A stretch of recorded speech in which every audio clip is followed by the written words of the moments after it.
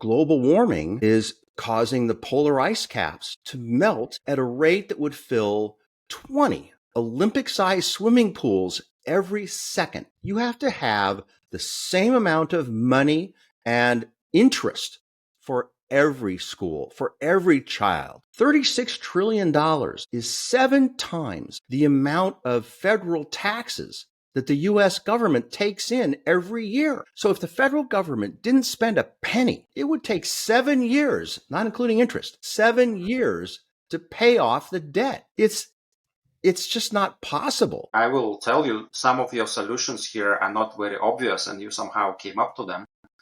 So what's your approach? How you do that? A lot of books and a lot of authors of this kind of thing talk about problems, big problems. And there's this gray cloud over us, that's bad. It's a negative thing. I take the opposite. I'm optimistic. I'm excited because, yes, we have these huge problems, but they can be fixed.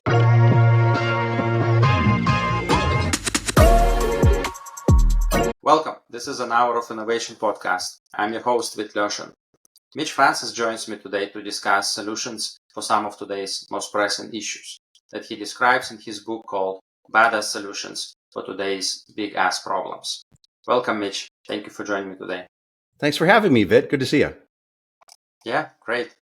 So why don't we start with you telling me a little bit about yourself, your journey, your background in entrepreneurship and things like that. Well, I grew up in Denver, Colorado, and obviously that means I'm a skier. So I really grew up with that as a big part of my life. I was actually a professional skier, and I was on Vail's ski team. Oh, wow. I went to the University of Colorado at Boulder, and I majored in real estate. It was actually one of only 2 major universities that had a real estate major at that time. And I ended up moving to Los Angeles after school and worked for a commercial real estate brokerage company. And then I started my own development company. I developed a lot of commercial buildings. I've really got a very extensive business background. So I've founded and been the CEO of several publicly traded companies, of private companies. I've built commercial real estate, and I still own and manage commercial real estate all over the U.S. right now. So I've done a lot. Okay. Yeah, looks like you've done a lot. And you've tackled many problems in different industries too. So what's your approach to finding what to focus on, which problem to focus on? Well, it's kind of interesting. I've always been kind of a news guy, current events, and I'm the kind of person that says, why don't they just do that? With all these big problems, many of the solutions seem so obvious to me. And then I dig much deeper, and it gets a little more intricate. But I found actually through a family tragedy that I was very angry, and I looked at the world and I said, why do we have so many problems, particularly in the US, that we're just not solving? And we can. And it kind of kicked my ass into writing an outline, because I knew I had several possible solutions. And it turned out that this outline identified 20 different really major problems that I had at least the beginnings of really viable solutions to. And as I looked at this, Vid, I said, this is a book. And that was 2.5 years ago. And now I have badass solutions. Okay. All right. That's great.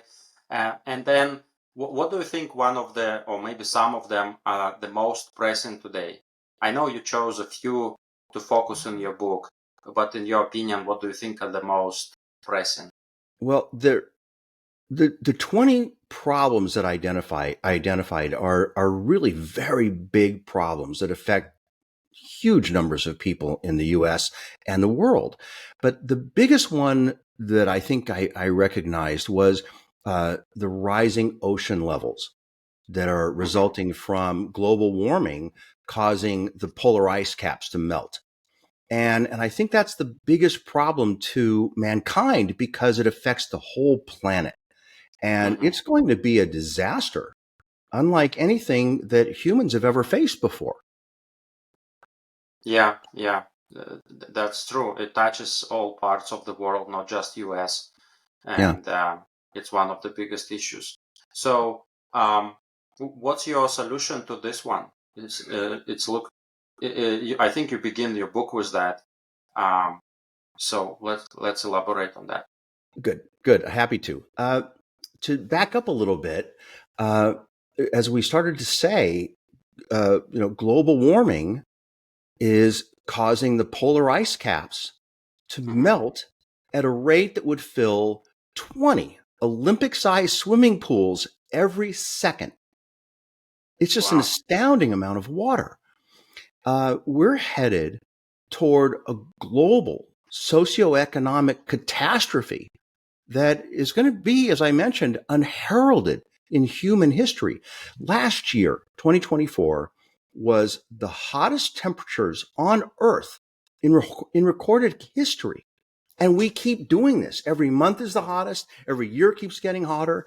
And these polar ice caps are melting. And the impact of this is that by the end of this century, all coastal cities and islands are going to be flooded. And it's incredible that nobody's doing anything about this. And this is global. Hmm. So, when you say nobody's doing anything about it, there's clean energy, there's solar and wind to help Mm-hmm. with carbon, right? Right. And then there are some other areas that scientists probably doing some researches. Uh, I know you looked into this. Um, I what's did. happening? What's going on? Is it not Well, enough? it's going to, getting rid of fossil fuels that Hmm. are creating or contributing significantly to the global warming problem. It's going to take a really long time, Hmm.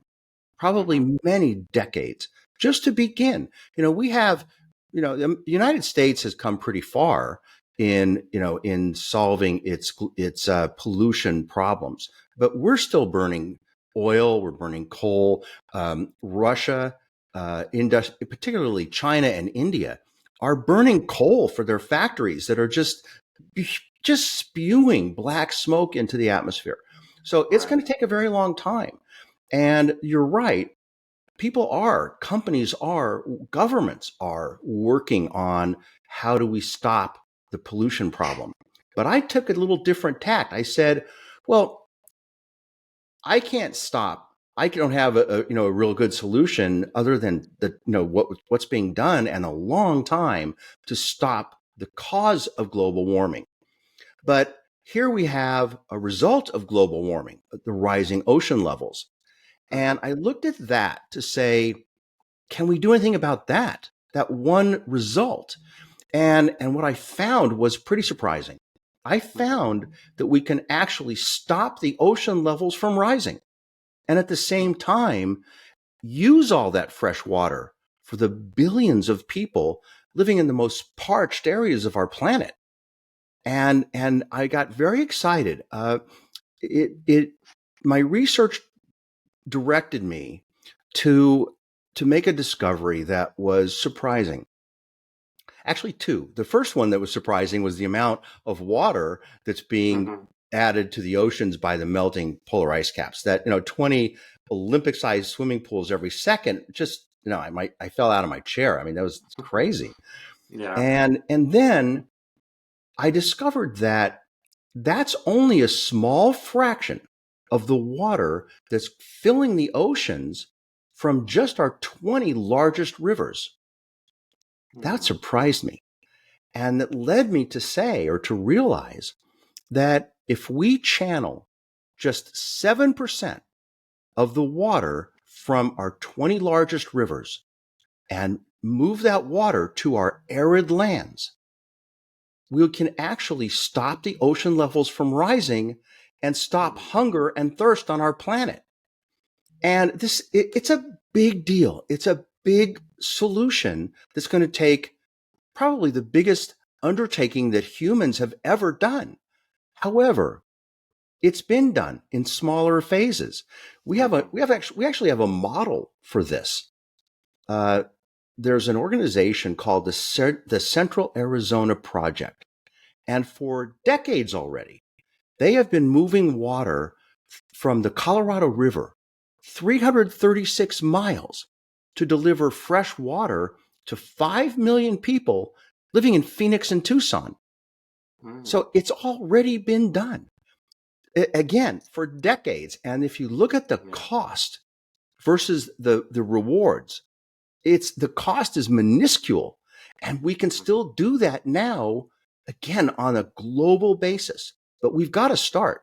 The oceans are rising, and we've got to get this started on a global basis to have an effect. So, do you think this is a short-term solution or a long-term solution? Well, I think it's a long-term solution because it's going to take so long to reverse global warming, if we even Mhm. can. Right. So it's definitely going to, I can't imagine that it's not going to be necessary through the end of this century. So you've got Mhm. 75 years of stopping this massive problem of millions, perhaps even billions of Mhm. people living on coastal areas in the world being totally displaced. So the economic, not only just the human suffering of that, but the economic impact of losing all that property, the buildings, the homes, the schools, that everything is going to Yeah. be underwater. It's a critically important thing that we start to do, and I do think it's going to require the rest of at least this century. And once we do this, once we get this in place, and have the added benefit of moving fresh water to arid lands for people and agriculture and animals, it's probably going to be needed forever. So Right. it's a really positive solution. Yeah, it's true. Most people live on the coastlines. Not most people, but good portion of people, right? And the damage will be just crazy with all the infrastructure that's built, ports and logistics and all of that stuff. And if it all goes underwater, that's gonna be crazy. It's It's probably unimaginable, cheaper. really. Right, right. It's probably cheaper to stop those rivers contributing to the oceans, um, and kind of slow down this process while we solve other issues with the carbon and things like that, the Well, that greenhouse that was my gases and thinking. stuff. Yeah, that was my thinking, Yeah, and yeah, and I think you made a really good point that the enormous cost of this is going to be massively less than losing those coasts and islands. yeah, yeah. Well, we need only to do one thing: convince people to start doing this. The easy Read the part. damn book. Right. Yeah. Okay. Well, that's Oh, something wow. that's really my hope. My hope is that the book, has some it resonates with people. That they get Yeah. excited about one or more of the solutions that touch their heart, that lets them get involved. We need everybody to get involved, and Yeah. that's my hope really with the book. Hmm. It's there's an overriding quote from Mahatma Gandhi that I Hmm. really thought was important for the theme of the book, which is when the people lead, the leaders will follow. Mm. And that's Yeah. my hope, is that the people get involved. Tell other people, tell your family. It's as simple as writing to your representative or Hmm. representatives. They work for us. We forget that, but they Yeah. work for us. And you living where you do, you know that better than anyone. You live in the heart of Washington D.C. These people Yeah. have to respond to voters, and Hmm. we can have a massive voice on getting all of these solutions enacted. Yeah, or maybe even some businessmen can create this project, right, to supply water, and that's what they do if they get appropriate buy-in from governments. It's not just US, some other places Right. could do the same in different continents, right? Different countries could do the same. They should Yeah. be doing the same if that's the way. And yeah, it will take some business people also to get involved. invest money to research, to how to do it, engineering, all that stuff. Absolutely. Hey, I have Yeah. Elon's number. Okay.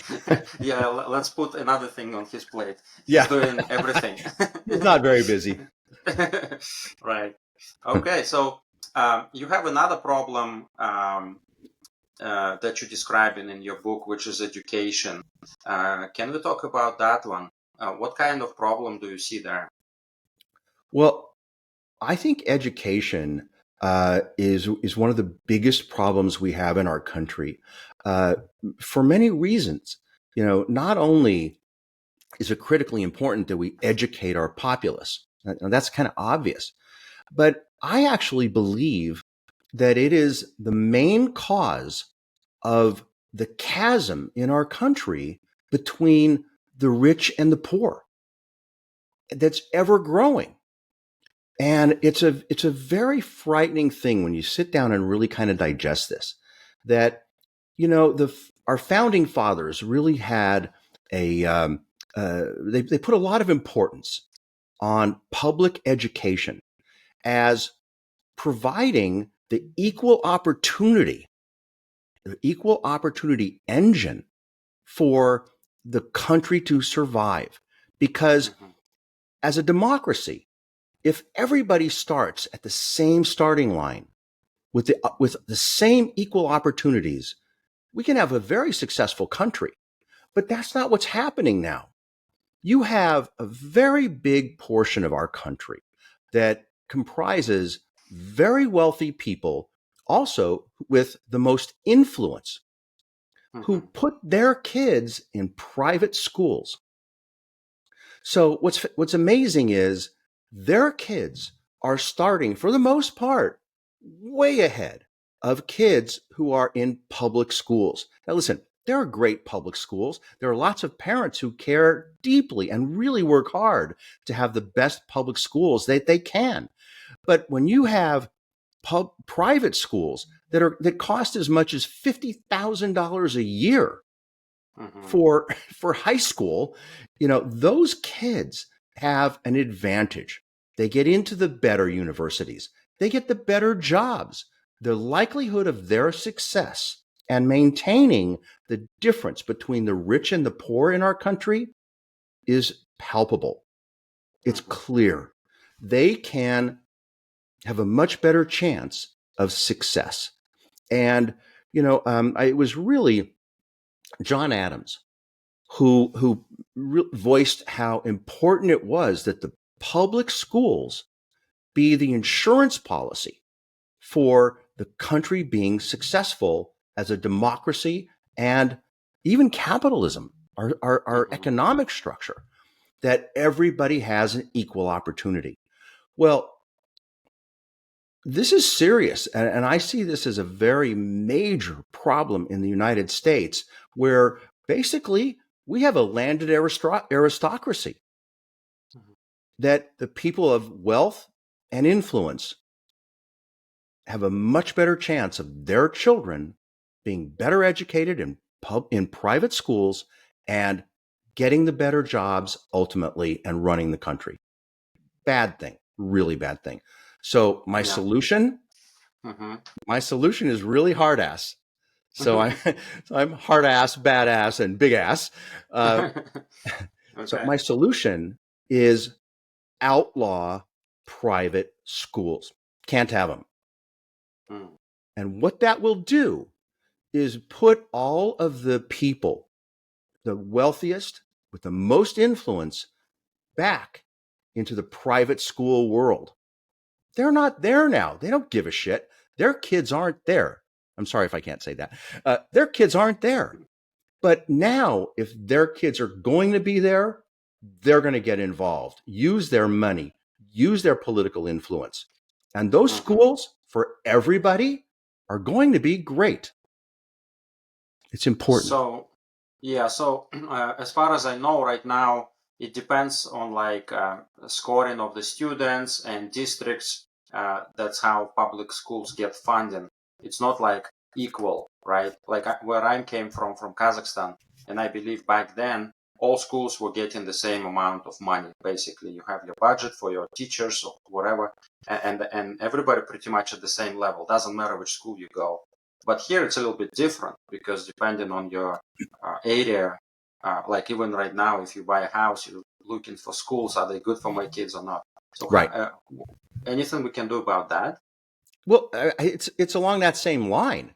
That's outrageous. You have to Mm-hmm. have the same amount of money and interest for every school, for every child. They've got every school has got to be. It's hard to say the same, but the same. They Mm-hmm. have to have the money and the buildings and the equipment and the books and the great teachers for everybody. And Right. we've got to make a focus on this. We're seeing every day how we're competing globally, and our technology, our knowledge base has got to keep up with the rest of the world. And Mm-hmm. we've got to have it so that all kids have that equal opportunity to be brilliant and to succeed. And that will make our country succeed. And the wealthy people that I'm talking about with the most influence, they can kick and moan about this. But you know what? Mm-hmm. Their kids, they're going to see to it that their kids get a good education, maybe hopefully a great education, but it's going to be along with everybody else. And that is security. It's security that this country survives. You know, you're Mm-hmm. never far from a revolution. When that chasm between the rich and the poor gets too big, revolution is possible. Yeah. So this actually preserves what the wealthy people have built in this country. Just make sure everybody has that same chance. Yeah, yeah. I think this education, um, like general education up to high school, is necessary. I don't even know percentage of people who drop out of high school. I know it's quite a number in US, Yeah, and I'm just surprised like how all people can finish high school. It's so easy. It's so like basic stuff that you right, absolutely have to have, and it's actually allowed by the system that if you drop out, it's okay. You still, people don't complain about it too much. At least I don't hear people complaining about it too much, and I think right. it's a big problem. Uh, some organizations, governments, they should uh, kind of not maybe control, maybe not the right word, but encourage people to continue to finish the education, at least at that basic level. Yeah. But So, something, sometimes education isn't for everybody. What I'd like to see is people who don't thrive in the education world go a different direction. Go to the military. Get great mm, education from there. Contribute to the country. Build yourself in being mhm, in the military. I think having trade schools are incredibly valuable. That if we have great trade schools, even for very very high paid jobs, I don't mhm, think you need a college degree to be a coder of software. yeah. Have trade schools for that. Have trade schools for the jobs that the country needs, that for people who don't thrive in a school environment. That's Mhm, okay to me. yeah. Yeah, okay. Yeah, that's an interesting solution for sure. For sure, I never heard that one before, but so people can be encouraged and motivated to do that. Maybe they can reinvest those money to higher education rather than uh, private schools for like high school, middle school, or whatever. Right. So we'll see. Okay. So let's move on to the next problem that you're describing is in economy, Mm, and it's related to national debt. mm. So can you elaborate on this problem and your solution? Well, it's it's a big ass problem. The U.S. is now $36 trillion in debt, and incredibly, it's increasing by another $1 trillion every 100 days. Unbelievable. The US is just literally drowning in its own debt and particularly interest payments. Mm-hmm. So let me give it some perspective. The politicians are running around like with their hair on fire, Mm-hmm. promising things, that they're going to do to solve this, but they don't have a prayer of solving it. They when they're running for office, they say, "Oh, well, we'll lower your taxes, but we're going to tax the rich more. We're going to solve this thing. Oh, we're going to lower expenses. We're going to spend less." But a shot of realism here is $36 trillion is 7 times the amount of federal taxes that the US government takes in every year. So if the federal government didn't spend a penny, it would Mm-hmm. take 7 years, not including interest, Right. 7 years to pay off the debt. It's Yeah. it's just not possible. So we have to look at some very interesting, new, aggressive ideas to take care of this big problem. And let's go along this line of I have an interesting question to ask you that you don't have to answer, and your audience doesn't have to answer, but it's really interesting to think about that. By most definitions, when the U.S. has more debt than assets, that's bankruptcy. And our Right. politicians are running around saying the US is bankrupt. But here's a conundrum. If the US is bankrupt, how is it that we have by far the strongest economy in the world?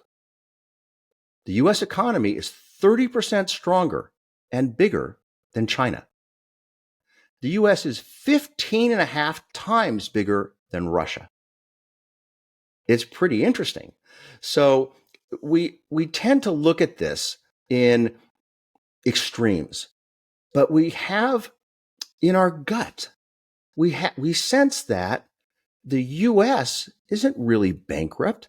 The US is so big and so powerful and has assets. But that takes me to a different direction. Throughout most of American history, we were on what was called the gold standard. And the Mm-hmm. gold standard allowed the government to print paper money that had an equal value to what it had stored in gold at Fort Knox. Mm-hmm. So the thinking was really pretty straightforward. We have these assets in gold. We'll give you paper money that represents those assets. And we'll buy things that give people money in paper. Mm-hmm. So that's how we operated all the way up until the 70s. It ended under the Nixon administration. And at one point, it was really interesting. Citizens could actually trade their dollar bill, let's say a $20 bill, for $20 of gold. That's Mm-hmm. how pure this exchange idea worked. So now let's look at this as accountants.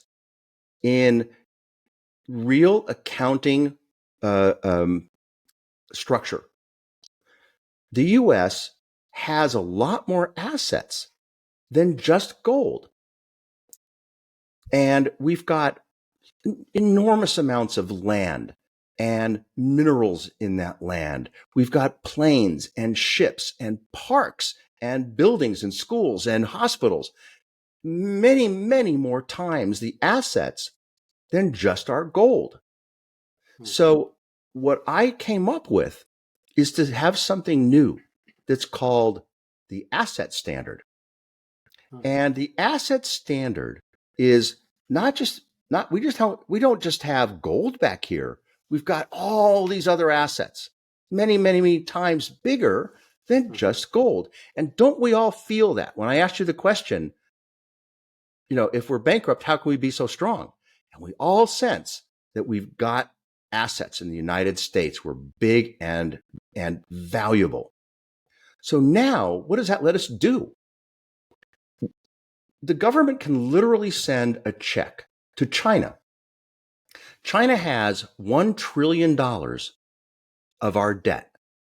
They bought United States securities of $1 trillion. So we send a check to China and say, thank you very much. We're paying off our debt to you. And, you've been nice. Thanks very much. Now, the question becomes, will they deposit it? And will it clear? And the answer is to both is yes. So China and your Aunt Betty are going to take their checks and run to their banks and deposit the checks. And will they clear? Yeah, they're going to clear because they're drawn against the Bank of the United States, the U.S. Federal Reserve Bank. Mm-hmm. They'll clear. We have the assets, just like we had with gold and printing paper money. It's exactly the same thing. So what happened here? We just paid off the entire U.S. debt. And a cautionary tale. I believe that this is so powerful and so viable that if this magic wand is in the hands of our politicians, of our government, they'll never stop spending. So I believe that along with doing this, it can only be done once, because any more will hurt our country. We need a constitutional amendment that requires the federal government to have a balanced budget forever. It can no longer spend more money than it brings in taxes. So I believe that along with paying off the debt, let's spend money that we really have to do right away to get our country in incredible shape. Let's fund our underfunded programs like Medicare and Social Security. Let's add more money to public schools to do what we just talked about, to get them great. Let's create an emergency fund for another situation like COVID that could come up. Mm-hmm. And that's it. From now on, you have to have a balanced budget. The United States is in incredible financial health forever. So if I can follow up really quick, first of all, some people in business or economists may say that leveraging debt is a good thing. And sometimes if you borrow, then you can multiply, you have to pay your debts eventually, but you don't have to have those assets or you don't have to have the cash to start something. I think that's maybe somehow we end up in the situation partially because we know sometimes Federal Reserve just prints money like they did during the COVID, and they created all sorts of programs to help out businesses and people and whoever, and those trillions of dollars contributed hugely to the inflation and to the debt. So what do you think about that idea of leveraging debt? And maybe it's not that bad. Well, no, I do think it's bad. It's okay, and I think where I've mostly heard what you're saying about leverage being a good thing. Look, I'm a business guy. I'm a real estate guy. So borrowing money to buy your home, to buy investment real estate has always made sense because it's getting paid off monthly because you have a job. You're paying your mortgage off because you have a job and you're making your monthly payments. Your building that you buy, a commercial building, has tenants that are paying rent. So there's income to pay the debt. That's not the same as a government. The government does not have extra income to keep paying its debts, to keep paying its interest. That's why this amount keeps getting bigger. It's as if in your own personal finances, you were borrowing, much more than you could afford. Right. Okay. That's what our government's been doing. Our government's been borrowing trillions of dollars more than it can afford. So the hole keeps getting deeper. And your own personal finances would do the same thing. If you kept borrowing and borrowing even to pay interest, the hole Right. gets deep real fast. Yeah, like credit card debts. Yeah, Yeah, and I heard stories that some people actually take loans to pay off credit card debts, which is crazy, but that's the only solution they have, right, unfortunately, as a country. So, so, and then the second part is, um, so you're suggesting using all the assets that US already has, like for example, oil, gas, all those things, like in the ground, right? And we right. can price them in and say we will pay off all these debts. Are these debts only for to like foreign countries for the most part, No, or no, that's why I to said your people Aunt too? Betty.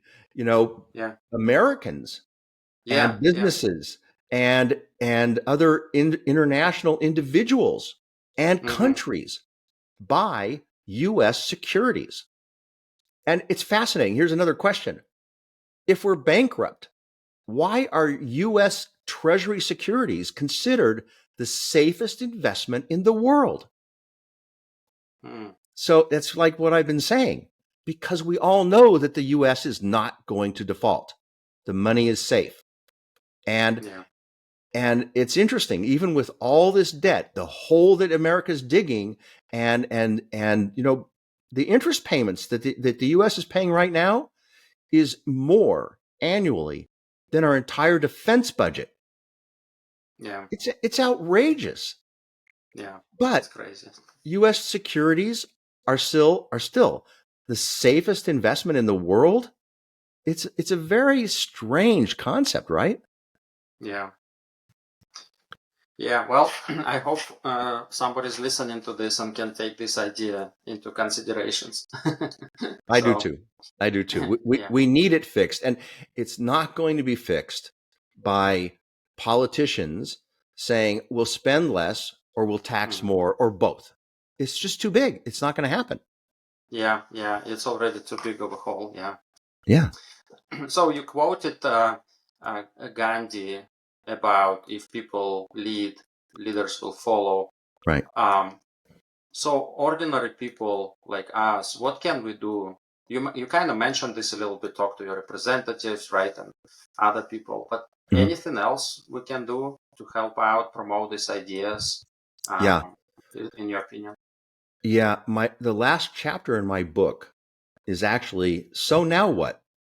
Mhm. Hopefully you are interested in one or more of my solutions, and they might touch your heart. Stopping crime, getting rid of assault rifles, fixing the abortion issue once and for all, dealing with the homeless, dealing with immigration, dealing with taxes, the United States stock market. There are lots of different topics here. Mhm. So my hope is, again, that something touches you and motivates you to tell other people. you know, I've really been bothered by what I keep reading about, the rising ocean levels. And here's a reasonable idea for how to get it fixed. And you know what? I want to be involved. I want to Mhm. tell other people. I want to write to my representatives. And then there's another really interesting step that I go into of there are uh, thousands of uh, uh, nonprofit organizations that deal with every kind of issue you can imagine. So there are, hundreds of thousands of nonprofit organizations that deal with pollution, global warming, rising ocean levels, the health of the oceans, of drought, of of people needing water for hunger and irrigation. So you can get involved with organizations or an organization who desperately needs you. And it's Mhm. not just your money, your time and your energy are really needed by these organizations. And you can also walk into them and say, hey, you know what? I just read this thing that said we can stop the ocean levels from rising. And I'd like you guys to get involved with helping make that happen. You say you're interested in the oceans, and you say that you're interested in stopping the ocean levels from rising and saving the planet. Here's a direction. So you can get deeply involved, if you want to, and if you have the time. So it can be as simple as telling other people and writing your representatives. That's valid. Yeah. Or you can get pretty deeply involved. Yeah. It depends on the person, I guess, and what they can do and can contribute. Yeah. Yeah. So it sounds like number one for you is rising ocean levels. Are there any other ones that you think, if they're fixed, they will be the biggest impact on not only US but in general on the whole population of the planet? Maybe some other problems that we haven't mentioned in this discussion, but from your book. Well, I think that every problem of the 20 in my book are, they're all real significant problems that if they actually did get solved, it would make a major impact Mm-hmm. to the US and in some cases the entire world. I was keying in on the rising ocean levels because it's the one chapter in the book, one problem I recognize that really is global. Mm-hmm. So, fixing the US tax system, fixing the US stock market, fixing the US legal system, fixing elections. Maybe I shouldn't say fixing elections. That's got a bad connotation to it. But curing the problems that we have with elections. Yeah. There's so many, of stopping drugs Mm-hmm. or fixing the drug problem is really Yeah. what I'm dealing with. Uh, Addressing abortion, addressing immigration. These are all big topics that have good solutions. Mm-hmm. So, I'd like to see them at least try to be fixed because they Yeah. can be. I think a lot of books and a lot of authors of this kind of thing talk about problems. We've got these big problems, and there's this gray cloud over us. That's bad. It's a negative thing. I take the opposite. I'm optimistic. I'm excited because yes, we have these huge problems, but they can be fixed. They really can. And all of these solutions are doable. It sounds like it might sound like pie in the sky to say stop private schools. That's a big project. That's a big long-term effort. But I think it's something we have to do. And I think a lot of people could sign on to that kind of thing. And most of these problems are like that. But think of who you're benefiting, like with private schools. There are 5 times more students in private schools than public schools. You already have the votes. Mm-hmm.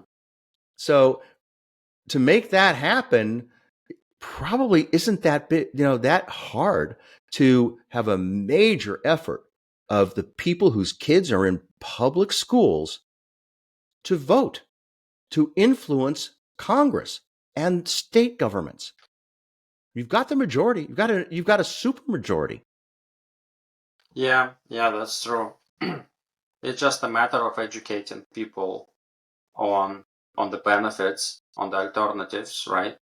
And getting this done and trying to get more people involved in all of these problems and getting addressed. Yeah. Yeah. Okay.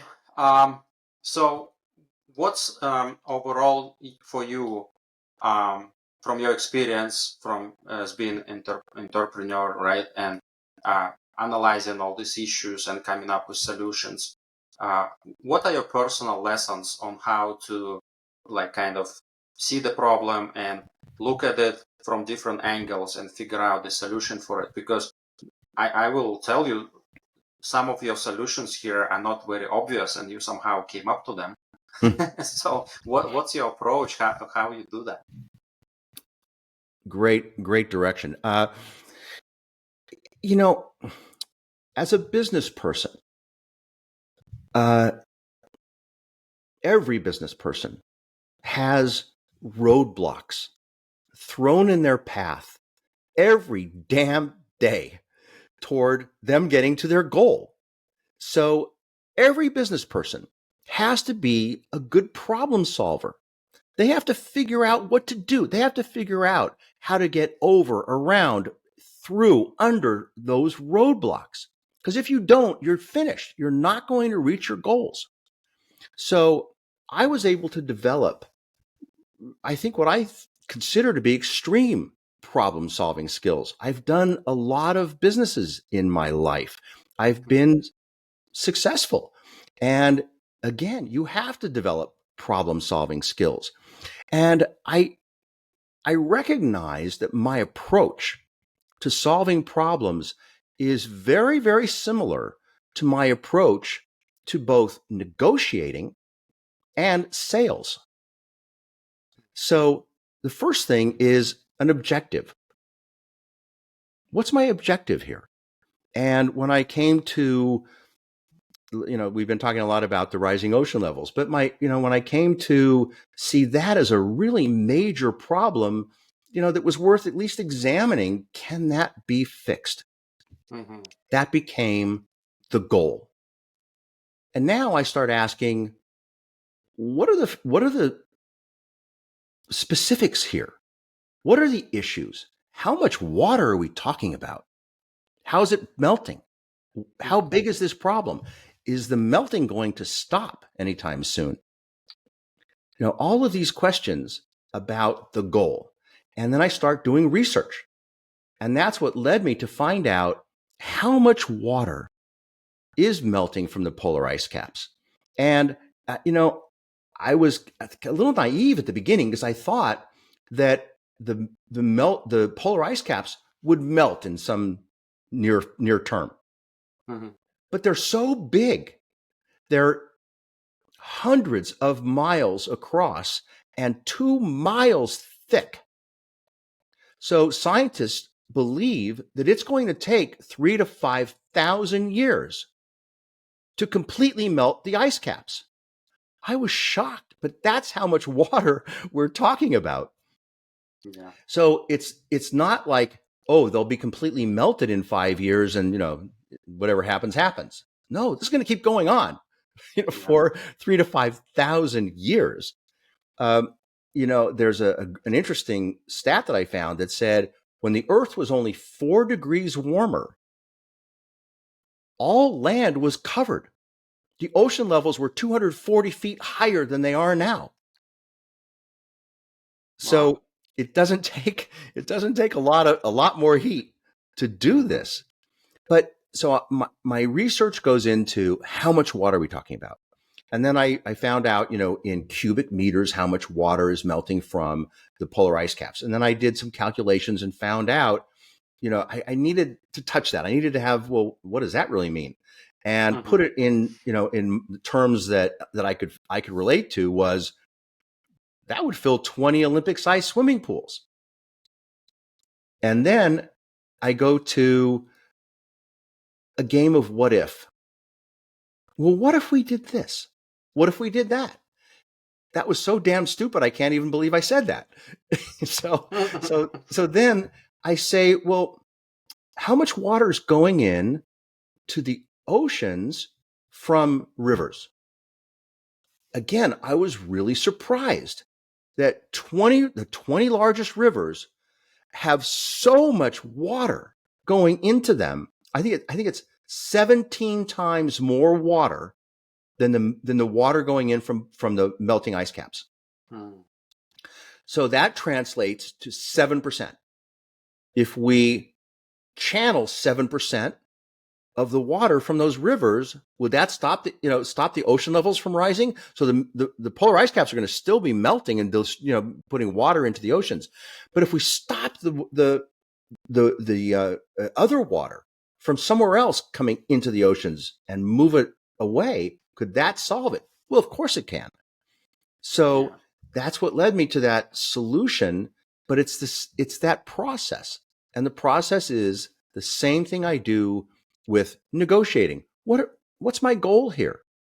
What are the facts? What does the other side want? What do I want? What's their problem? What's my problem? What if we do this? What if we do that? Same thing. And the same thing for sales. What my goal is to sell you something. and I do some research as to why do you need this product or service? Mm-hmm. What are your objections? I ask you, what are your objections to this product or service that I'm trying to sell you? And then try to solve it I see. with what ifs. Yeah. Yeah, that's a good approach to keep asking questions, answering, maybe consulting with other people, right? Mm-hmm. And gathering information and keep digging and digging until you find something that is, like in your case, the river's water will balance out with what's coming out from ice caps, and it will be balanced out basically. Mm-hmm. Mm-hmm. So Exactly. yeah, that's great.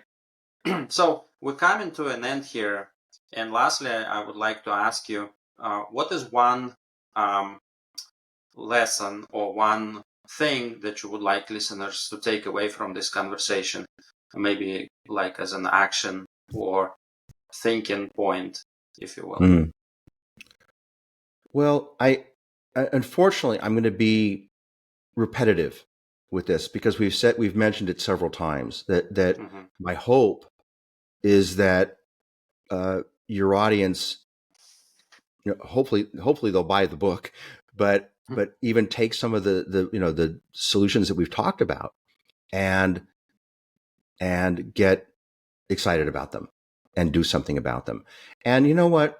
Even if it's not one of my solutions, I believe we all have to get involved in making a better world.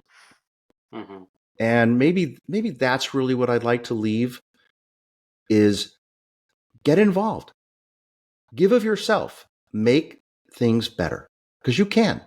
You can make a difference. Yeah, that's great. I think this is a very optimistic ending after discussing all these issues that bring in a lot of people down. So let's get there and keep solving on those. Thank you, Mitch, very much for your time today. It's been a pleasure having you on. I Thanks for hope we having me, can. Vid. I really enjoyed it. And you ask provocative questions. You really kept me on my toes. Thanks. Okay, sure, no problem. Yeah, and for anybody who's looking to buy the book, I will add link to the description. You can find it there and connect with Mitch if you have more questions or anything. Oh, Uh, thanks for that. I appreciate it. yeah. All right, we'll keep in touch. Thank you very much. Bye Thank bye. you.